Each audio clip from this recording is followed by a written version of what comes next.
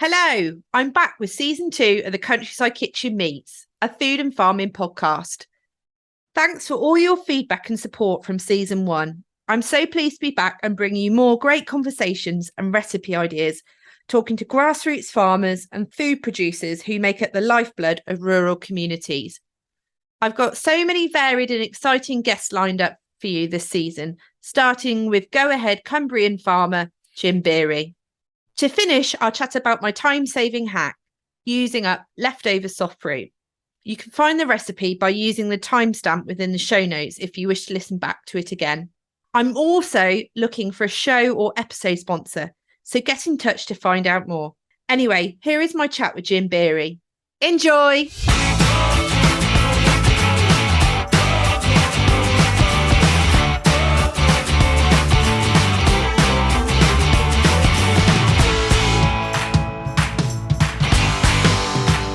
Okay, so let me introduce you to my guests. Situated in Penrith, Cumbria, is Gaythorne Hall Farm, where Jim and his wife Julia farm beef suckler cows, sheep, pigs, and some arable crops. A Harper Adams University graduate, I know this as he went to college with my husband, and no, I don't want to know any of the stories that they used to get up to. That was a little while ago, I'm telling you now. Jim has been a focused farmer writer for the Farmers Guardian, a next generation member for the National Farmers Union on the Uplands Forum, and his Instagram bio states that he is a northern farmer who likes to ask questions. Well, the tables have turned today and I'm the one asking the questions. Hello, Jim. How are you? Oh, good, thanks. Excellent. Did I get your introduction right? Is what I've introduced you as true and correct? Spot on, yeah.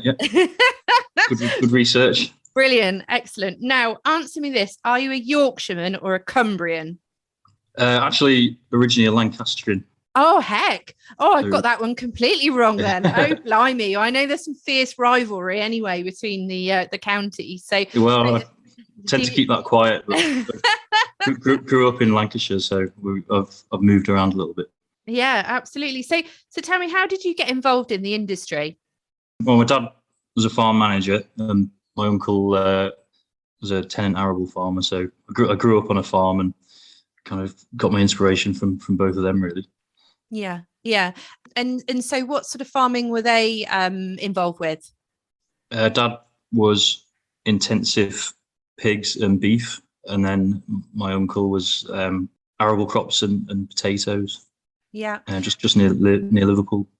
So you obviously went to Harper Adams. That's how sort of we've come to connect, really. And also because we follow each other on Instagram and watch what each other's doing. But you were farming over in Yorkshire for a while, weren't you, on a tenant farm? Am I correct? Yeah. Just before we came here, which was about 12 months ago, really. Yeah. And what were you doing on that farm? Beef, sheep and pigs over in Yorkshire. Yeah. And then similar here, but on a bigger scale. There's we're just about to start a little poultry unit here as well. I've seen that as well. That looks really exciting. So moving from Yorkshire to Cumbria, how did that sort of happen? Or was that a natural progression or there was a new opportunity? How did that come about? I guess it was a new opportunity. I had two farms over in Yorkshire, which were about 15 miles apart, which was a bit of a challenge at times. I saw the opportunity here advertised in the paper and it kind of stuck out at me a bit. So made some inquiries and then it sort of snowballed from there, really. And we ended up packing everything up and moving over here, which was quite a big task. Yeah, I can imagine. But an incredible opportunity, and one that I think you've taken with both hands and really started to get going, haven't you? Because you've established a beef suckler herd. How many head of cattle have you got now? We've got about 200 head in total. Be about 1,000 ewes. Just putting a B&B pig unit in for 1,200 pigs, and then we've got a very small but mobile poultry unit which will have about 600 hens following behind the sheep and the cattle, hopefully. Brilliant. And is that for eggs or for meat? Eggs. They're going to quite a large farm shop, which is about 15 minutes away on the M6. Oh, wonderful. Is that the Westmoreland? Yes, yeah. Yeah. Oh, fantastic. Oh, that for anyone listening, that if you're traveling up the M6, it's definitely worth calling into the Westmoreland Farm shop, because if you haven't seen it on the telly, the program is absolutely fantastic. So will you be appearing on any of the future TV episodes then? Have they discussed anything with you? Possibly, yeah. They're certainly pretty keen on coming to see the hens and whatever. Yeah. So that may well happen. I don't know if I'm a natural TV person or whatever, but we'll certainly give it a go and see what happens. Yeah. Oh, fantastic. Well, no, that's wonderful. And where does your beef cattle and your sheep go to? Do you have a main supplier, or tell me a bit about that? Traditionally, we've sold both to Tesco, Yeah. so there'd be a lamb contract and a Angus beef contract with them. But we've got quite a low carbon footprint here, so we've just started in the last few months selling through a company called Lake District Farmers, and most of their stuff's going down to London. So we've been doing zero carbon beef for the likes of Google head offices and HSBC and places like that. So that's quite exciting, really. Yeah, absolutely. So would you say that you are trying to farm in a regenerative type system? Is that sort of the end of the sort of mindset that you're in, or the system that you're sort of aiming towards? Yeah, I think when I started farming on my own, I didn't have a huge amount of working capital or capital full stop. So I did kind of learn to farm, make the most of what was already there, if you like, and slowly sort of found out that worked. And then as I've gone on, got more of an interest in the environmental side of it and the wildlife and ecology. So trying to balance it all together, really. I don't know if I necessarily need to label myself as a regenerative farmer, but there's certainly elements of that we do and that I like. And it's just about getting the right balance, really. Yeah, definitely. I couldn't agree more. Basically trying to farm in conjunction with nature and managing the landscape around you. In a way, it's kind of what we've always done, but I think there's a lot more of a kind of focus on that side of things in this day and age. Whereas I think sort of 5-10 years ago, it was about, always about profitability and about economies of scale and things like that. And whilst that is important, because at the end of the day, it is a business, I think it's, obviously just being more mindful of the impact that you are having on the world around us, isn't it? As well as being able to produce food, which is what we were trying to achieve. So, yeah. No, yeah, I completely agree. And I'm finding, the further into it we get, that actually the better the quality of the food that we're producing is. And I sort of take a lot of satisfaction in seeing the environmental gains that we've made as well. So, whereas years ago, my sort of post-college years, there was very much a focus on yield and profitability, which is still important. But now I'm sort of find myself driven by actually the quality of the food that we're producing, and also looking at, how many more species we can introduce into grass lays in the farm and different sort of wildlife that we can encourage and bring back. And so it's a different set of targets that perhaps working towards now, but it's very satisfying as well. Yeah, I can imagine. And what sort of species have you seen or welcomed onto the farm that you perhaps hadn't seen before, or perhaps not appreciated? The previous farm was very much focused on farmland birds. We managed to count 140 curlews in a 5-acre field over the last couple of years at that place. So we made a big difference there. This farm is different. There's still quite a big focus on farmland birds. We've managed to get some black grouse back. Curlews and lapwings are here, but probably not quite as in the numbers that they were in the Peak District. But by sort of changing the way that we're grazing the farm, we haven't seen a huge difference in flora and fauna. So we just did a count on a block where we wintered the cattle, and we found 185 different species in the flora and fauna in that block. So that's pretty spectacular, really. Yeah, no, absolutely. And it's things like that makes you sort of help benchmark and kind of really understand that by doing these things, producing quality food and introducing new species or helping to increase the fauna and flora around you, it benefits the wider community as well, doesn't it? Because there's a lot of people that go out into the countryside and enjoy it and exercise and, whatever they feel they want to do. And I think that's it is, managing that natural landscape is a role that we all play and value. So it's good that you are playing that part too. Well, I like to think so. Yeah. I mean, the sort of end price of our products is probably becoming greater. But it does play on my mind a little bit, the affordability of what we're producing, because it really is a premium product. But having said that, it is better quality. But in terms of what we're doing for everyday people, it's just like what you said, we are enhancing the environment, we're improving the water, which ultimately ends up in Carlisle. We're improving the biodiversity in the local area. So we are, by what we're doing and the food we're producing, okay, your average customer might not have one of my expensive steaks that so often, but everything else that's been involved in the production of that is benefiting everyone really. So that makes me feel a bit better about it all. Yeah, definitely. And also it's time as well. It's not something that, we will try and strike that work-life balance. And I mean, farming is a bit of a, 24/7 kind of world, but sort of trying to balance it all, it can be a juggle. And there are so many pressures on everyone's time. Definitely, yeah. I don't like to be one of those whinging farmers saying that we're working all the time, because I'm quite lucky really, because my biggest interest in life is my job. So yeah, it doesn't feel like work. Not really. No, I'm not saying I don't get tired sometimes and stressed. Everyone does, but I wake up in the morning and go to work doing what is ultimately my biggest passion in life. So, but you've got to be mindful that life's pretty hectic for most people, and if we can do a little bit to make a difference to everyone, then that's a good thing. Yeah, definitely. And with the egg side of the business, is that sort of a bit of a diversification that you've kind of sort of gone into, or just another element of using what you've got on the farm? Or do you have any other diversification projects?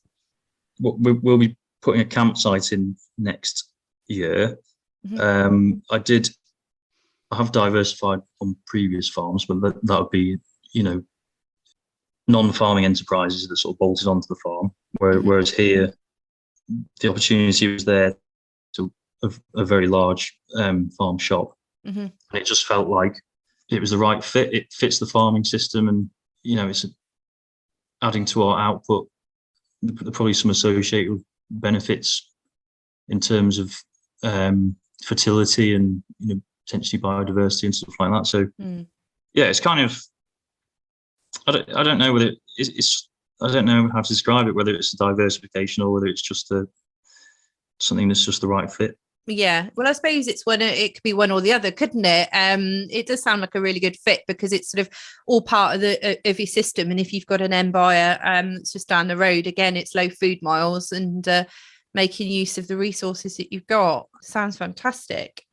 So, what is the best part about working in agriculture to you? Big question.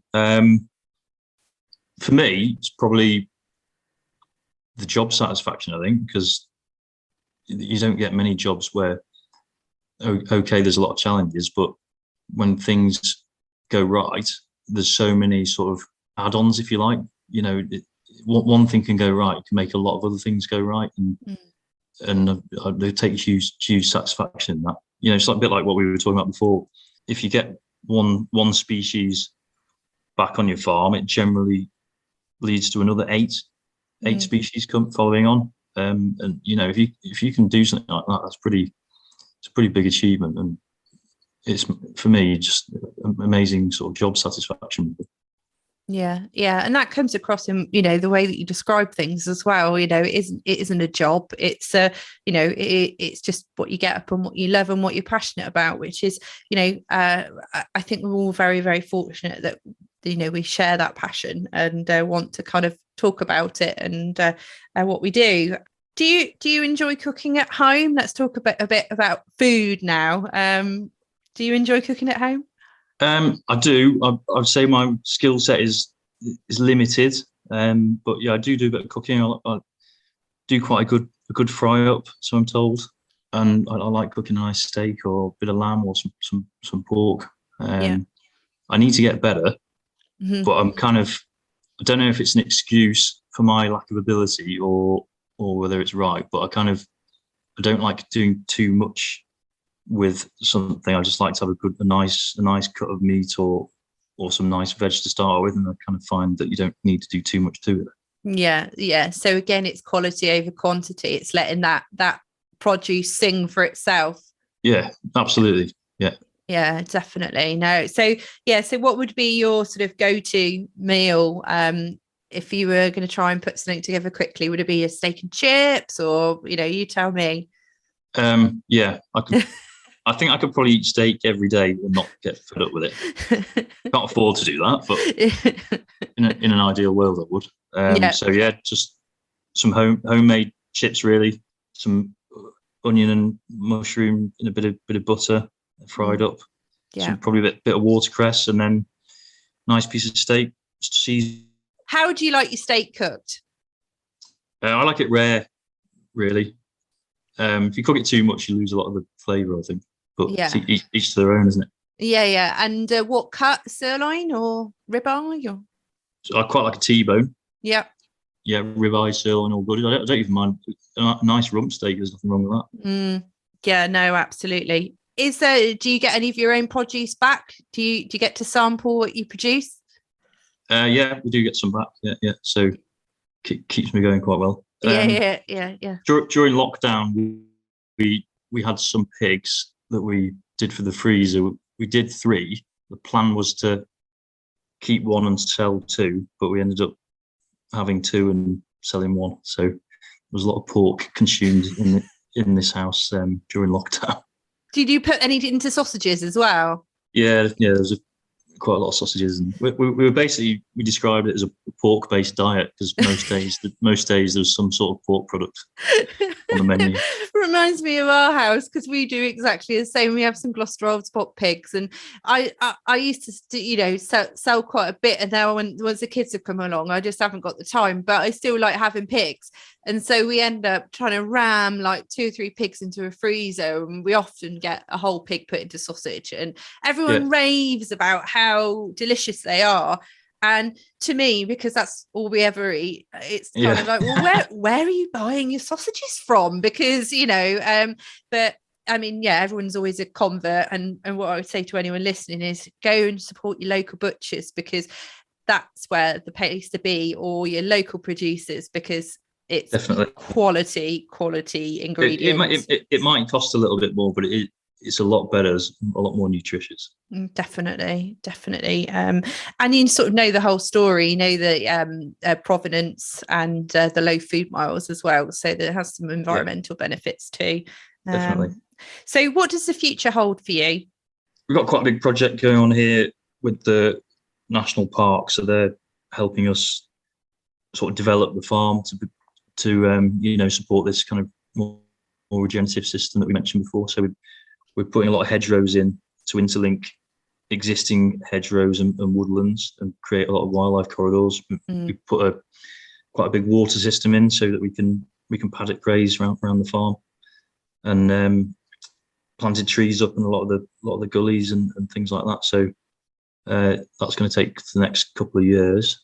Also, off the back of that, trying to monitor the sort of flora and fauna at the start, and a bit further through the project, and also sending some of the meat away to be tested, so to see if the improvements on the farm and the change in the system are having an impact on the quality of the food that we produce. Oh, that's really interesting. So how are you going to benchmark? So are you testing some now, and then you're going to test some in a couple of years, and look at the marbling, or the fat content, and Oh, how interesting! All of that, yeah. So basically, a kind of baseline from the start. There's also like a baseline carbon audit that we've done, and then we're sort of monitoring that every 3 years as well. So we're trying to track the improvements as we go along, so that when people come and ask us, well, you claim your food and your farming system is better for the environment, well, then we can actually prove it. Yeah, and benchmark, definitely. Oh, fantastic. I had not heard about how you can do that. That's fantastic. Oh, well, I'll follow that with interest. Absolutely. Sounds Good, great. good. It's quite exciting, because the decisions that we're making on the farm, we're not just looking at what's going to be the most profitable in the short term. We're looking at what's going to be the most sustainable, and what's the impact going to be on water quality, carbon, meat quality, etc., etc. So it just brings a whole different dynamic to it all, and makes it a lot more interesting for me, and also kind of engages the consumer as well. So it's really exciting. You'd have to do some blind taste testing then and see if you can taste the difference. So I mean, really, I'd love to. Yeah, definitely. Oh, you have to get on the telly doing that as well. That'd be fantastic. Oh, it'd be really good. Yeah. So, Jim, how can people follow you? You're on social media. Can you tell me your handles and where people can find you? I'm on Instagram, so be at farmer_Beary, Beary. I'm not actually on anything else. I used to be, but I kind of narrowed it down a little bit more to save a bit of time. And I kind of like the more positive and kind of photographic element of Instagram, because you don't get engaged in arguments or whatever else, and you can just sort of look at what people are doing and ask a simple question. I quite like it. It's straightforward, and so that's it. That's all I'm on, really. Yeah, and you've got a website as well. You've got a little website, haven't you, just to sort of showcase what you're up to? Yeah, I need to do a bit of work on that, and then we're sort of farming partnership with an estate as well. So we're going to advertise what we're doing through their website as well. So that'll be levenshall.com, I think. Yeah. Oh, fantastic. Oh, well, we'll definitely, I'll put the links in the show notes to this episode anyway, so people can find you.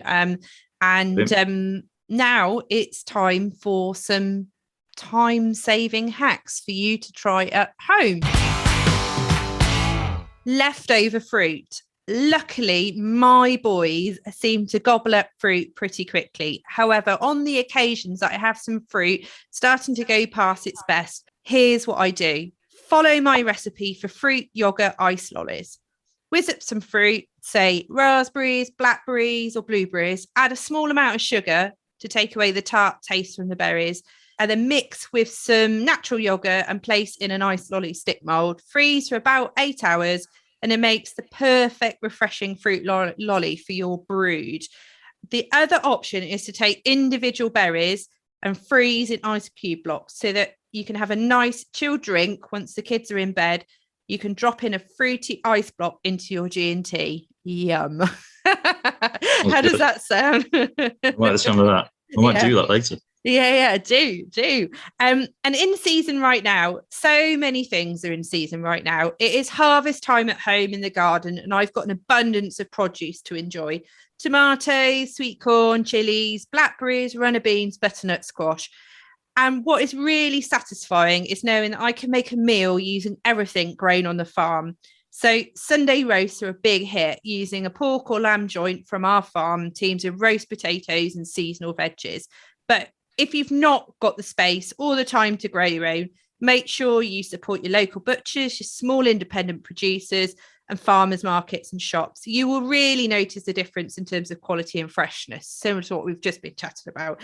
Now, some people do say to me, well, isn't it more expensive to shop at these places? Well, I don't do a full shop in a farm shop, or I will just get a few key ingredients that are things that really sing, a decent joint of meat, a decent few veggies. But it's actually about buying quality over quantity and being savvy with the meat cuts. So using some of the cheap cuts and cooking them low and slow. And one thing I've got into a habit of cooking is chicken drumsticks, and eating them hot or cold with a salad. I often put the drumsticks into the slow oven at lunchtime and eat them at tea time.